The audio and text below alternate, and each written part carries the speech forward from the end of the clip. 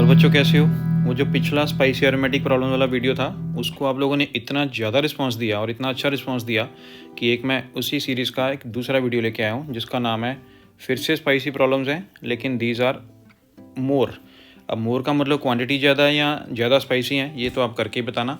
और अगर अभी तक सब्सक्राइब नहीं है किया है तो प्लीज़ कर लो, क्योंकि वो जो हमारी पैन इंडिया इनिशिएटिव है एग्ज़ाम गोइंग स्टूडेंट्स के लिए, वो भी चलता रहे साथ साथ, ठीक है।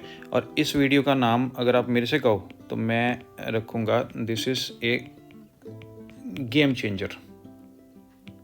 वो आप समझते ही हो किन चीज़ों को गेम चेंजर कहा जाता है। तो ख़ास तौर पे जो इसके लास्ट में प्रॉब्लम्स हैं उनको करने में तो आपको बहुत ज़्यादा मज़ा आएगा। तो आज का टॉपिक मोर स्पाइसी एरोमेटिक प्रॉब्लम्स में, अब ये टेक्स्ट देख के आपको समझ आ जाएगा। It is about activating and deactivating groups and about the directive influence. तो सबसे पहले let us start with golden lines कि इलेक्ट्रॉन रिलीजिंग ग्रुप्स, थोड़ा रिवाइज करा देता हूँ, are activating and generally ortho and para directing groups.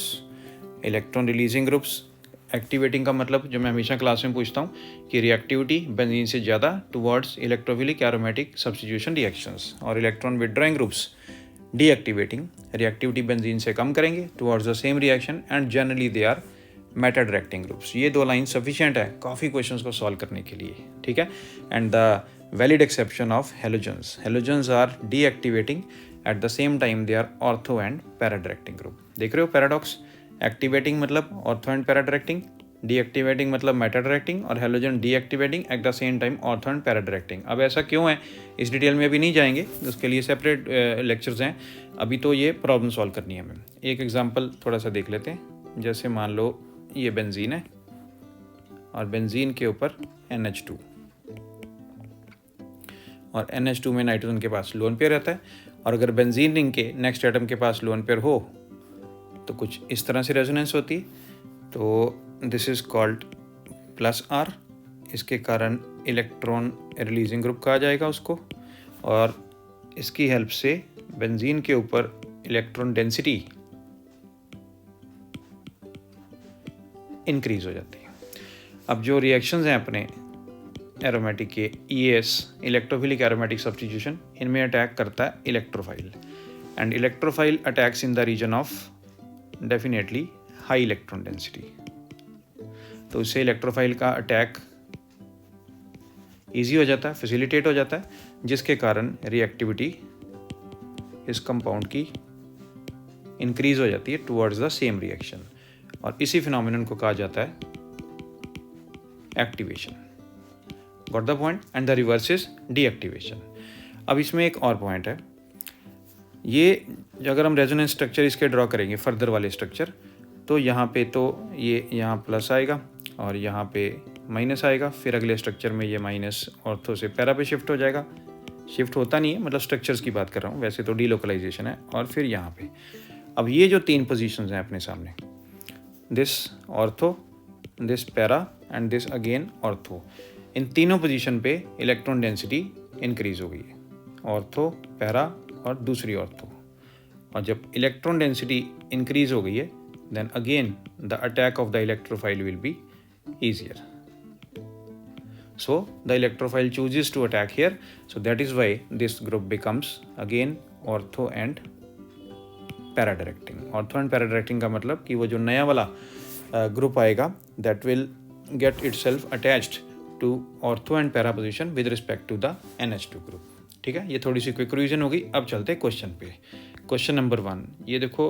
अब मैंने इसको गेम चेंजर क्यों कहा? इस वीडियो में इतनी ज़्यादा प्रॉब्लम्स हैं और इतनी वेरिएशन है प्रॉब्लम्स की, और इतने अच्छे लेवल के क्वेश्चंस हैं कि अगर आप इन सबको एक बार, मैं तो कहता हूँ 2 बार अच्छी तरह से कर लेंगे, तो उसके बाद बहुत बहुत थिन चांसेस हैं कि आपका कभी क्वेश्चन इन टॉपिक्स का गलत होगा। इसलिए मेरी हमेशा रिक्वेस्ट कर रहती है कि ये पब्लिक वीडियोज़ हैं, तो आपकी हेल्प से they should reach everyone who are exam going students, ठीक है। So do the needful. अब देखते हैं क्वेश्चन 1। क्वेश्चन 1 में ये देखो ग्रुप्स लगे हैं, यहाँ पे मैंने इनकी नंबरिंग करी है ABC में, A से लेके T तक। पता नहीं है बीच में कोई गलत ना हो गया हो, लेकिन कोशिश तो की है कि अल्फ़ाबेट्स ठीक रहे। तो इन सब में आपने ये बताना है कि ये एक्टिवेटिंग ग्रुप्स हैं या डीएक्टिवेटिंग है, मींस ये कंपाउंड्स बेंजीन से ज़्यादा रिएक्टिव हैं या कम रिएक्टिव हैं। तो आपको इसका आंसर जो सबमिट करना है, आप इसका 2 सेक्शन में सबमिट कर देना। एक बार लिख देना ऐसा एक्टिवेशन, और उसमें कौन कौन से आ रहे हैं उसके आगे कॉमा कॉमा डाल के, और उसके बाद लिख देना डीएक्टिवेशन, और उसके आगे लिख देना कॉमा कॉमा डाल के ये अल्फ़ाबेट्स। तो ये ए टॉल्विन है, उसके बाद ये इथाइल बेंजीन है, नाइट्रोबेंजीन है, बेंजेल्डेहाइड है, बेंजोइक एसिड है, और ये एस्टर है इथाइल बेंजोएट। ये बेंजोनाइट्राइल है, ये मिथाइल बेंजोएट है। अरे कहाँ जा रहा है ये इसको क्या हो गया, हाँ जी, फिर मिथाइल बेंजोएट। इसको कहते हैं nitrosobenzene, this is benzene sulphonic acid. Aniline अभी भी आपको करवाया, chlorobenzene, then we have this anisole, then this is what. अब इसका एसिड इधर से शुरू हो रहा है, CH3OCO। तो इस स्ट्रक्चर को मैं आपको हेल्प करता हूँ खोल के ड्रॉ करने के लिए।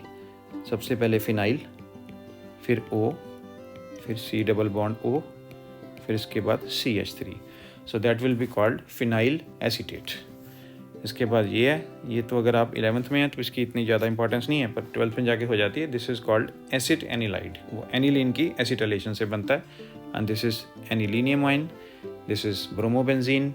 ये CCl3 ग्रुप लगा है बेंजीन के ऊपर, और ये बहुत important, this is called phenoxide आइन, जो बनता है जब फिनोल एक H पॉजिटिव लूज करता है, and this is called tertiary butyl benzene, finally this one. तो एक बार मैं आपको ये सारे इकट्ठे दिखा देता हूँ, आपको इसका स्क्रीनशॉट वगैरह ले लो और आराम से बैठ के करो, ठीक है जी। चलो ए से लेके टी तक है, आपको बताना है एक्टिवेशन किस में और डीएक्टिवेशन किस में। अब आते हैं टू रिंग प्रॉब्लम्स पे। टू रिंग प्रॉब्लम्स में कुछ तो बाइफिनाइल से रिलेटेड रहती हैं और कुछ सेपरेटेड रिंग्स वाली भी रहती हैं, लेकिन एक स्ट्रक्चर में दो रिंग्स। तो अभी देखना, ये एक benzene ring, C double bond O, फिर से एक बेंजीन रिंग। अब ये कंपाउंड एक एस्टर है जिसके अंदर दो फिनाइल रिंग्स हो गई। अब इसका अगर रिएक्शन किसी प्रॉपर कंडीशन में कराएंगे इलेक्ट्रोफिलिक सब्स्टिट्यूशन, तो वो जो इलेक्ट्रोफाइल है वो कौन सी पोजीशन पे अटैक करेगा ये बताना है। अब ऐसे क्वेश्चंस में दो रूल्स रहते हैं। रूल नंबर 1 कि पहले आपको देखना है कि दोनों में से कौन सी रिंग में रिएक्शन होगा, I mean choose the ring, और उसके बाद रूल नंबर 2 उस रिंग में चूज द पोजीशन। और जितने भी ऐसे क्वेश्चन हैं उन दोनों में, उन सभी क्वेश्चंस में दोनों रिंग्स की रिएक्टिविटी अलग अलग रहती है। हो सकता है एक रिंग एक्टिवेटेड हो, एक डीएक्टिवेटेड हो, या एक रिंग न्यूट्रल हो, एक एक्टिवेटेड या डीएक्टिवेटेड हो। अब देखते हैं यहाँ पे कैसे है। यहाँ देखो, ये वाली रिंग है, ये वाली, इसके नेक्स्ट एटम के पास लोन पेयर नहीं है, रादर इसका आगे मल्टीपल बॉन्ड है इलेक्ट्रोनेगेटिव एटम के साथ। तो रेजोनेंस से इलेक्ट्रॉन्स रिंग से बाहर आएंगे। So this is -R and this group is acting like electron withdrawing group. क्योंकि ये इलेक्ट्रॉन विथड्रॉइंग ग्रुप है, तो जिसके कारण ये वाली रिंग जो है that will get deactivated. Deactivated means इसके अंदर रिएक्टिविटी कम हो गई। अब ये दूसरी रिंग को देखते हैं। ये जो बेंजीन रिंग है इसके साथ ऑक्सीजन है जिसके पास दो लोन पेयर है, तो इसको इधर से रेजोनेंस का सपोर्ट मिलेगा। अब ये इफेक्ट हो गया +R, और ये ग्रुप बिहेव कर गया इलेक्ट्रॉन रिलीजिंग ग्रुप, जिसके कारण ये वाली रिंग एक्टिवेटेड है। सो रिएक्टिविटी इंक्रीज हो जाएगी। अब क्या करेंगे, अब जो डीएक्टिवेटेड है उसमें तो रिएक्शन पीछे रह जाएगा, है ना, रिएक्टिविटी कम हो गई। एंड दिस एक्टिवेटेड रिंग, तो हमारा पहला पार्ट हो गया, we have already decided the ring. Now you have to decide the position. Position के लिए देखो यहाँ पे अटैचमेंट है, और ये ग्रुप फिर ऑर्थो डायरेक्टिंग और पैरा डायरेक्टिंग होगा। इसके with respect to this is the ortho position and this is the para position, and that is the answer. These are the 2 probable position. अगर इन दोनों में से एक चूज करनी हो तो फिर कौन सी की जाएगी, तो लेटेस्ट से ज़्यादातर बुक्स में इसको चूज़ किया गया। Now I want you to answer in the comment section कि क्यों ये वाली प्रेफर्ड पोजीशन है। ठीक है, अभी बेल बजी है, सुनिए आपको वीडियो में। इसको मैं नहीं एडिट नहीं करूँगा, मैं करता भी नहीं हूँ, तो ठीक है। Daily life things. अब ये क्वेश्चन नंबर 2। क्वेश्चन नंबर 1 तो वो था जिसमें बहुत सारे थे। अब ये सारे 2 रिंग वाले क्वेश्चन हैं, इसमें रादर 3 रिंग वाले भी हैं। इसमें देखो ये 2 रिंग्स हैं। अब आपको इसमें बताना है कि रिएक्शन कौन सी पोजीशन पे होगा out of A, B, C, D and E। तो अपने आंसर में आप ऐसे लिखना वहाँ पे क्वेश्चन नंबर 2 A उसकी पोजीशन, B इसकी पोजीशन और C उसका पोजीशन। तो अच्छे क्वेश्चन है, आपको बहुत मज़ा आएगा इनको करने में, ठीक है। अच्छा, पहले ये वाला जो कंपाउंड है इसका नाम मुझे बता दो, बोल के बता दो। अगर जैसे आप मुझे फील कर रहे हो मेरी प्रेजेंस को, वैसे मैं भी आपकी प्रेजेंस को फील कर पा रहा हूँ, ठीक है। अब मैं इसके बाद जो मैं क्लास में पूछता हूँ, क्या ये कंपाउंड एरोमेटिक है?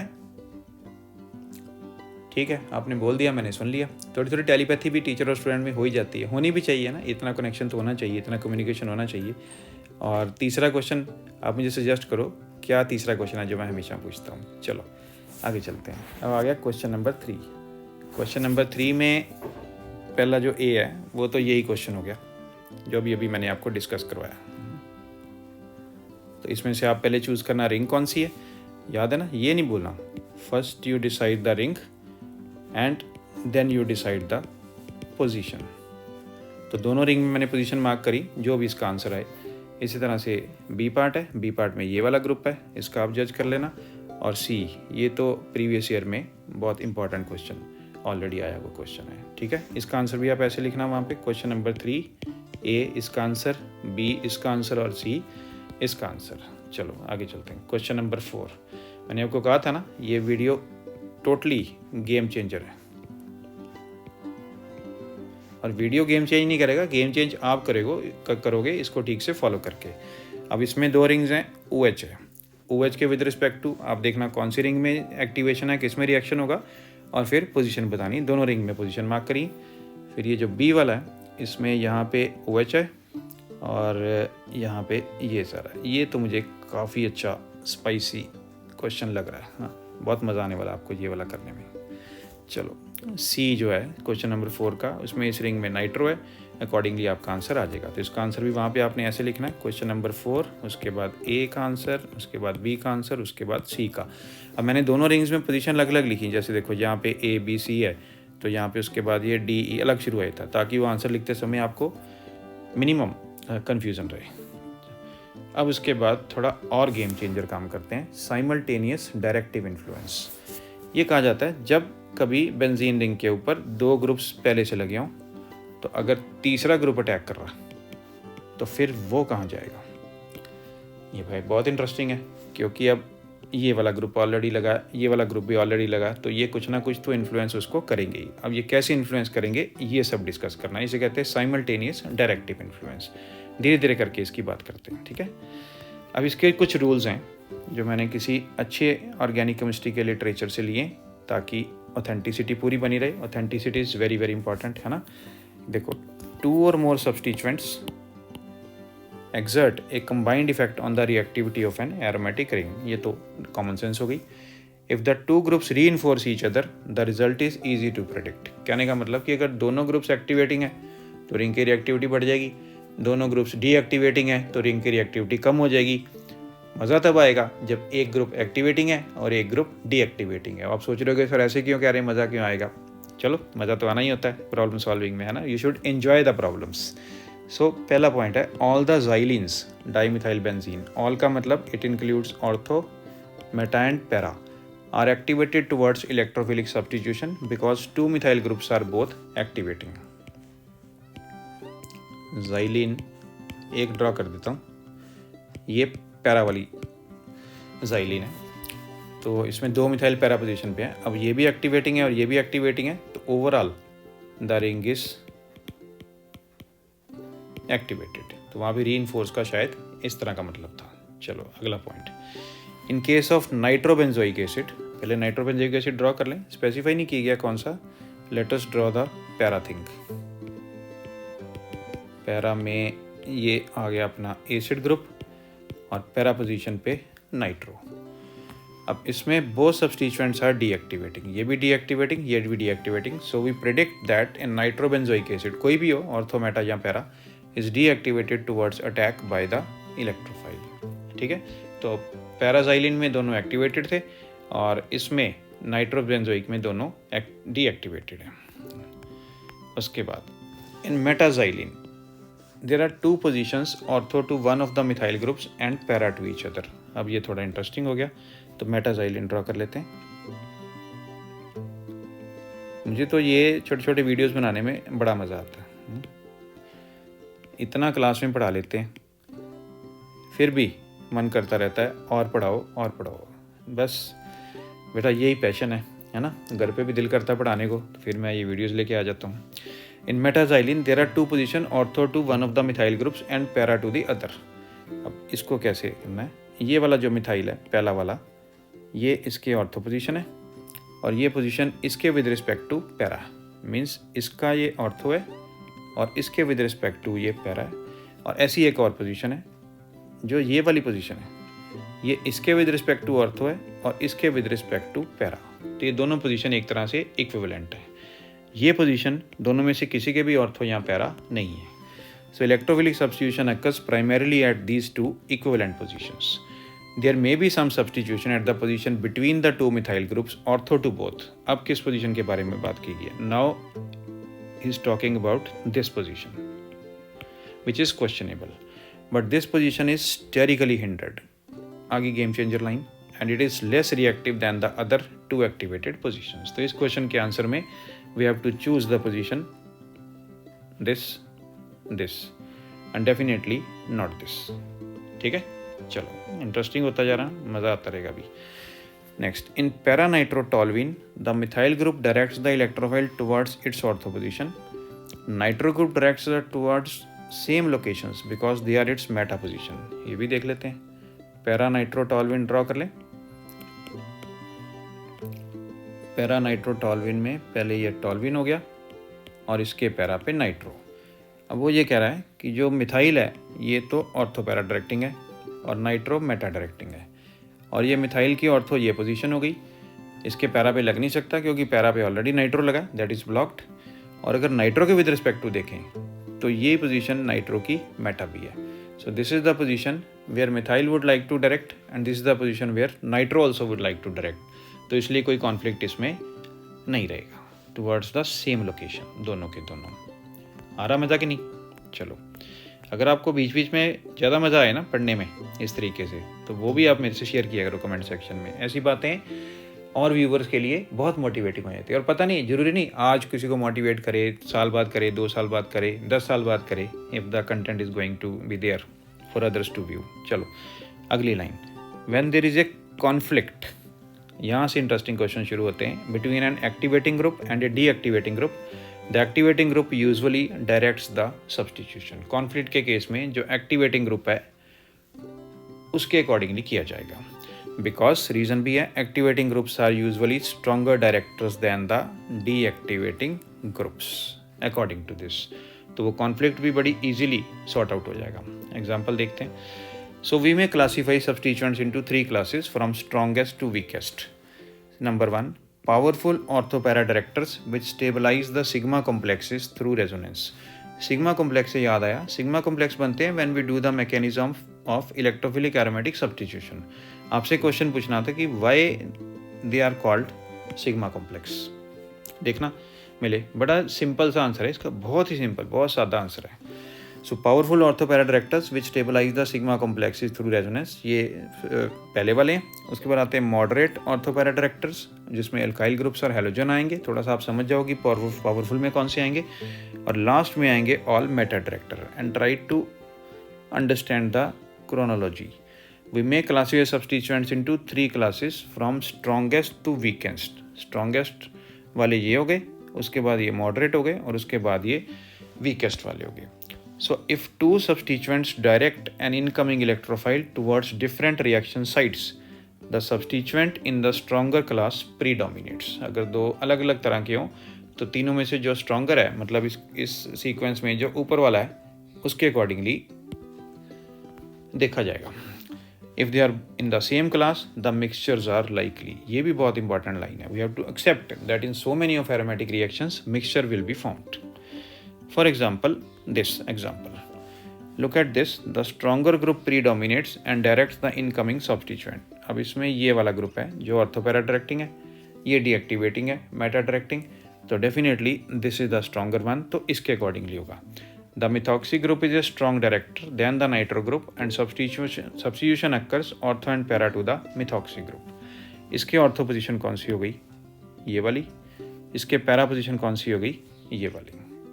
अब आप मुझे ये आंसर देना, अभी अभी आंसर दे दो टेलीपैथी से कि ये वाली पोजीशन को क्यों नहीं काउंट किया गया। ठीक है, अरे आंसर तो यही दे रहे हैं आगे, steric effects prevent much substitution at the crowded position ortho to both methoxy and the nitro group. ठीक है, चलो अब आगे फिर से क्वेश्चन नंबर 5 में ये 3 कंपाउंड है, ABC पोजीशंस मैंने मार्क कर रखी हैं, ABCD इसमें। तो आपको इसका आंसर कैसे लिखना है, क्वेश्चन नंबर 5 ए में कहाँ पे लगेगा, अब लगेगा कौन, इन सब रिएक्शंस में सेम है, attack of the electrophile, suitable conditions, electrophile कहाँ पे आके लगेगा, मोस्टली A, B का आंसर और C का आंसर। इस तरह से आप कॉमा कॉमा डाल के तीनों का आंसर लिख देना। ठीक है, क्वेश्चन नंबर 6 मैंने स्प्लिट करके दिए ताकि आप आराम से अपनी कॉपी पे नोट कर सको और फिर करो। इसमें एक मिथाइल और एक नाइट्रो है, अभी अभी मिलता जुलता क्वेश्चन था, मिथॉक्सी के साथ हो जाएगा। तो इसका आंसर में आप question number 6, answer to A, answer to B, answer to C। अभी देखो कितना गेम चेंजर ये और होता जा रहा है। ये मुझे लग रहा है रिपीट हो गया 7th, देख लेते हैं, नहीं डिफरेंट है थोड़ा सा, है ना। 7th में ये 3, इसका आंसर भी क्वेश्चन नंबर 7, A, B और C। और क्वेश्चन नंबर 8 फिर से 3 आ गए।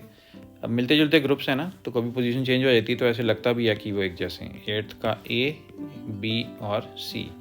अच्छा, एक छोटी सी बात याद आई, आप में से किसी को वो तो नहीं प्रॉब्लम रहती कि ऑर्थो पोजीशन कौन सी है, मेटा कौन सी है और पैरा कौन सी है। तो उसके लिए मैं एक आपको फ़नी बात बताता हूँ, जैसे मैं क्लास में कई बार बताता हूँ कि अगर 6 चेयर्स वाली डाइनिंग टेबल है और आप उसको ऊपर से विजुअलाइज करें तो उसकी एनालॉगी बेंजीन के साथ बन जाएगी।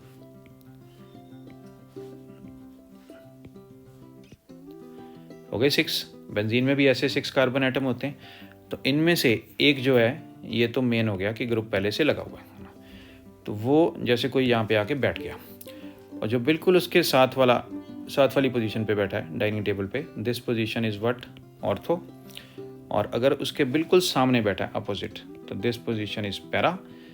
और फिर ये पोजीशन क्या हो गई, ये भी ऑर्थो। और ये वाली पोजीशन जो ना तो उसके साथ है ना उसके बिल्कुल सामने, दिस पोजीशन इज मेटा।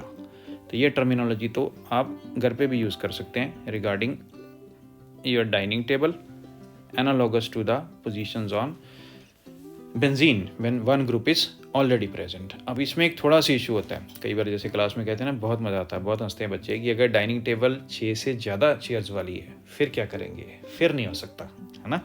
चलो अब क्वेश्चंस तो ख़त्म हो गए, आपको अच्छी सी बात भी मैंने सुना दी, और अब मेरा काम क्या है, I am waiting for your answers, but where, in the comment section.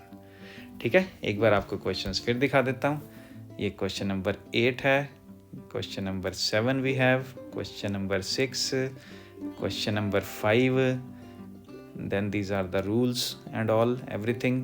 Question number 4 नहीं आ रहा बड़ी देर से, इतना पढ़ा दिया क्या मैंने छोटे से वीडियो में, कहने को तो ये शॉर्ट वीडियो है पर वो पूरी क्लास के जैसा हो जाता है ना। क्वेश्चन नंबर 4 आ गया, किसी का रहता है स्क्रीनशॉट तो ले लो। क्वेश्चन नंबर 3, क्वेश्चन नंबर 2, अपनी तरफ से तो मैंने कोशिश की है मैक्सिमम प्रॉब्लम्स इसमें इंक्लूड करने की, not the similar ones but variation भी बहुत है। और ये question number 1, that is the big question, A से लेके टी तक आपको आंसर देने हैं। ठीक है, तो अब तो मेरे जाने का टाइम हो गया, तो फिर मुझे क्या कहना पड़ेगा, लेट आने वाले और गाड़ी पैदल पहले चलो। लेकिन फिर ये भी कहूँगा कि क्योंकि ये गेम चेंजर वीडियो है, this is most helpful for all types of exam going student, 11th 12th JEE।